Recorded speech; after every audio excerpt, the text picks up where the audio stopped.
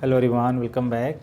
आज हम परीक्षा में कुछ पूछे गए इम्पॉर्टेंट एक्टिव वॉइस के सेंटेंस को पैसिव वॉइस में कन्वर्ट करेंगे। तो आइए देखते हैं। पहला जो सेंटेंस है कि ही टोर माई बुक, तो एक्टिव वॉइस से जब हम पैसिव वॉइस में कन्वर्ट करते हैं तो जो हमारी प्रारंभिक जो सबसे आवश्यक चीज़ है वह है टेंस की जानकारी। टेंस की जानकारी होनी चाहिए। तो ही टोर माई बुक, तो ही सब्जेक्ट, टोर वर्ब का सेकेंड फॉर्म है, तो वर्ब का सेकेंड हमेशा पास्ट इंडिफिनिट में आता है। तो यानी यह पास्ट इंडिफिनिट है। तो जब पैसिव वॉइस बनाएंगे तो जो एक्टिव वॉइस का ऑब्जेक्ट होता है वह पैसिव वॉइस में सब्जेक्ट बन जाता है। तो यहाँ हो जाएगा माई बुक। सहायक क्रिया पास्ट इंडिफिनिट के पैसिव वॉइस में वाज वर, तो बुक सिंगुलर नंबर इसलिए यहाँ वाज लग जाएगा। वर्ब थर्ड फॉर्म लगता है, तो टोर सेकेंड फॉर्म है, थर्ड फॉर्म होता है टॉर्न, यहाँ हो जाएगा टॉर्न। उसके बाद बाई, और जो सब्जेक्ट होता है जैसे वह पैसिव वॉइस में जाता है वह ऑब्जेक्ट बन जाता है। तो ही का ऑब्जेक्टिव केस हो जाएगा हिम। तो my book was torn by him, इसका पैसिव वॉइस हो गया। फिर अगला सेंटेंस है कि हु सिंग्स अ सॉन्ग, यह प्रेजेंट इंडिफिनिट है, यानी हु सिंग्स सब्जेक्ट, उसके बाद वर्ब में यस या यह जुड़ा है तो यानी हु सिंगुलर नंबर। अब यहाँ हो गया सिंग्स और सॉन्ग, गीत कौन गाता है।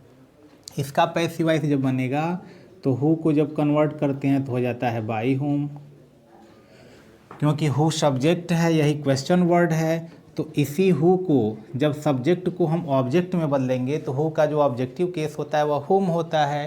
तो यहाँ हुम हो गया। अब चूंकि हु सब्जेक्ट है और हु के पहले ही जब पैसिव वॉइस में जाता है, जैसे ही यहाँ पे सब्जेक्ट है, ही को जब बदले हैं तो हिम और हिम के पहले बाई लगा है, तो चूंकि जो हु है वही सब्जेक्ट है और उसी के पहले बाई लगाना है, तो हु क्वेश्चन वर्ड, तो क्वेश्चन वर्ड पहले लिखना ही लिखना है, तो इसीलिए उसके पहले बाई लग गया, तो बाई हुम। अब यह प्रेजेंट इंडिफिनिट है तो इसलिए ऑब्जेक्ट के अनुसार हमको सहायक क्रिया लगाना है। तो ऑब्जेक्ट है अ सॉन्ग, ये हो गया अ सॉन्ग, सिंगुलर नंबर है तो इसलिए यहाँ पे इज लग जाएगा। उसके बाद वर्ब थर्ड फॉर्म, तो सिंग का थर्ड फॉर्म होता है संग और क्वेश्चन मार्क। तो by whom is a song संग, गीत किसके द्वारा गाया जाता है। अगला सेंटेंस है कि they are reading a story, वे कहानी पढ़ रहे हैं। तो ऑब्जेक्ट सबसे पहले, क्योंकि क्रिया के तुरंत बाद ऑब्जेक्ट, तो इसका पैसिव वॉइस बनाएंगे तो हो जाएगा अ स्टोरी, और story singular number, present continuous है तो प्रेजेंट कॉन्टिन्यूअस का सहायक क्रिया इज एम आर होगा। तो स्टोरी सिंगुलर नंबर इज लग गया।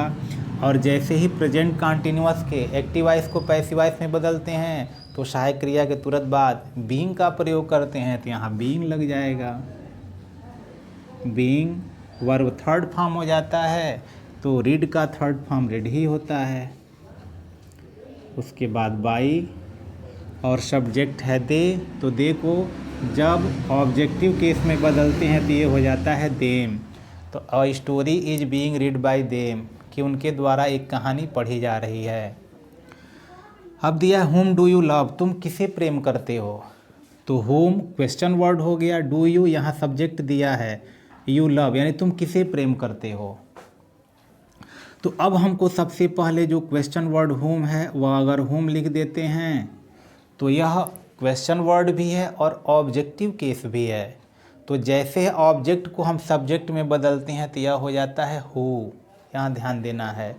तो हु, अब हु के अनुसार हमको सहायक क्रिया लगाना है, चूँकि प्रेजेंट इंडिफिनिट है तो इसलिए यहाँ लग जाएगा इज, यानी जो हुम होता है वह ऑब्जेक्टिव केस होता है। जैसे यहाँ दिया है कि हुम डू यू लव, तुम किसे प्रेम करते हो। तो अब किसे प्रेम करते हो उसका जवाब दिया जाएगा तभी उसका ऑब्जेक्ट पता चलेगा।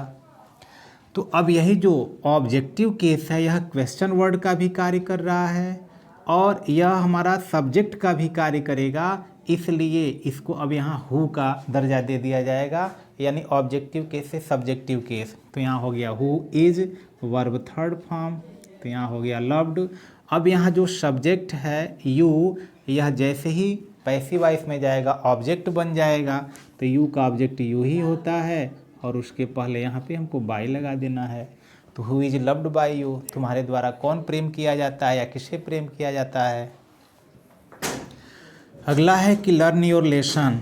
अब यह इम्पेरेटिव सेंटेंस है। तो इम्पेरेटिव सेंटेंस का जो रूल होता है, सबसे पहले हम लेट लिखते हैं, उसके बाद जो भी हमारा ऑब्जेक्ट होता है ऑब्जेक्ट को लिखेंगे। तो अब लर्न योर लेसन, तो ऑब्जेक्ट है योर लेसन, अगर पैसिव वॉइस बनाते हैं तो लेट, और यहाँ हो जाएगा योर लेसन। और ऑब्जेक्ट के तुरंत बाद बी का प्रयोग करते हैं, तो यहाँ बी और वर्ब थर्ड फॉर्म, तो वर्ब है यहाँ पे लर्न, तो लर्न का थर्ड फॉर्म लर्नड हो जाएगा, बाकी कुछ बचा नहीं है, फुल स्टॉप लग जाएगा।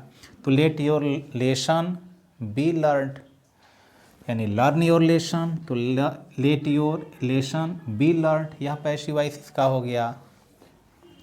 उसी प्रकार दिया है डू इट, इसे करो, यह एक्टिव वॉइस का सेंटेंस है और वह भी इम्पेरेटिव है, तो यही रूल लगना है। तो अब अगर हम इसको बनाते हैं तो सबसे पहले हम लेट लिखेंगे, लेट के तुरंत बाद ऑब्जेक्ट, तो चूँकि डू वर्ब है और इट ऑब्जेक्टिव केस है, तो यहाँ पर भी इट हो जाएगा, लेट इट, और तुरंत यहाँ बी लिखेंगे, और डू का थर्ड फॉर्म होता है डन, तो let it be done, passive voice में हो गया। अब अगला सेंटेंस है कि व्हाट विल ही बाई, वह क्या खरीदेगा। अब यह फ्यूचर इंडेफिनिट का वाक्य है, तो फ्यूचर इंडेफिनिट का जो रूल है पैसिव वॉइस का, कि सबसे पहले जो सब्जेक्ट होता है, तो चूंकि यहाँ क्वेश्चन वर्ड है तो इस क्वेश्चन वर्ड को हम लिखेंगे। अब हमको क्वेश्चन वर्ड के बाद हमको ऑब्जेक्ट ढूंढना है, तो ऑब्जेक्ट हमेशा वर्ब के तुरंत बाद मिलता है, तो वर्ब के बाद कुछ है ही नहीं। तो जो वाट होता है, वाट हमेशा ऑब्जेक्ट का पता करने के लिए प्रयोग किया जाता है। जैसे मैंने एक पुस्तक खरीदा, तो पूछा जाएगा, यानी मैंने एक पुस्तक खरीदा, तो पुस्तक ऑब्जेक्ट है, तो अगर उसी पुस्तक के बारे में अगर हमको जानकारी लेना है तो कहेंगे मैंने क्या खरीदा, तो क्या के बाद जो भी, यानी क्या के बदले में जो आंसर आएगा वो ऑब्जेक्ट होगा, तो यह वाट ऑब्जेक्ट का कार्य करेगा। अब हम टेंस में चलते हैं, तो विल है, तो विल यह ऑब्जेक्ट का भी काम किया और हमारा क्वेश्चन वर्ड का भी कार्य किया, तो ऑब्जेक्ट हो गया, विल हो गया, ऑब्जेक्ट के बाद सहायक क्रिया, उसके बाद जब फ्यूचर इंडेफिनिट का जो पैसिव बनाते हैं तो उसमें बी का प्रयोग होता है, और वर्ब थर्ड फॉर्म, तो व्हाट विल ही बाई, वह क्या खरीदेगा, तो व्हाट विल बी, और वर्ब थर्ड फॉर्म, तो यहाँ हो जाएगा बॉट, और उसके बाद बाई, और सब्जेक्ट है ही, तो ही का ऑब्जेक्टिव केस हो जाएगा हिम, और question mark, what will be bought by him, उसके द्वारा क्या खरीदा जाएगा। अगला sentence, they can not solve it, वे इसे हल नहीं कर सकते हैं। तो अब यह मॉडल में है, कैन के प्रयोग में है, नेगेटिव सेंटेंस है, तो सबसे पहले हमको ऑब्जेक्ट लगाना होगा, तो ये हो गया इट। और मॉडल का जब हम पैसिव वॉइस हमेशा बनाते हैं तो मॉडल के बाद हमेशा हम बी का प्रयोग करते हैं। अगर सेंटेंस में नॉट है तो मॉडल प्लस नॉट, उसके बाद बी, तो इट हो गया। और उसके बाद मॉडल है कैन, तो जैसे कैन है वैसे लिख देंगे, सेंटेंस नेगेटिव है तो नॉट लिख देंगे, और बी हमेशा लग जाता है मॉडल के साथ। तो it can not be, verb third form, तो वर्ब है सॉल्व, तो यहाँ हो जाएगा सॉल्व्ड, उसके बाद बाई, और उसके बाद दे है, तो दे का फिर यहाँ them, it can not be solved by them, यह उनके द्वारा नहीं हल किया जा सकता। फिर उसी प्रकार दिया हु डिड इट, किसने इसे किया। एक और अभी आया था हु सिंग्स अ सॉन्ग, उसी प्रकार आया हु डिड इट, इसे किसने किया, यह पास्ट इंडेफिनिट है, यानी हु सब्जेक्ट हो गया, डिड यहाँ मेन वर्ब का कार्य कर रहा है, डू का सेकेंड फॉर्म डिड है, और इट ऑब्जेक्ट है। तो फिर यहाँ हु सब्जेक्ट है, जब हम इसको ऑब्जेक्ट में बदलेंगे तो इसी के पहले बाई लग जाएगा और हु का यहाँ होम हो जाता है, तो बाई होम। अब हमको ऑब्जेक्ट लगाना है तो इट का इट ही होगा सब्जेक्टिव केस। अब यहाँ इसके अनुसार यहाँ सहायक क्रिया लगाना है, तो चूँकि पास्ट इंडेफिनिट, तो पास्ट इंडेफिनिट में सहायक क्रिया वाज और वर होता है, तो इट सिंगुलर नंबर, इसलिए यहाँ पे वाज का प्रयोग कर देंगे, बाई होम वाज इट। अब उसके बाद वर्ब थर्ड फॉर्म लगा देना है, तो डिड का थर्ड फॉर्म होता है डन, और question mark, by home was it done, यह किसके द्वारा किया गया।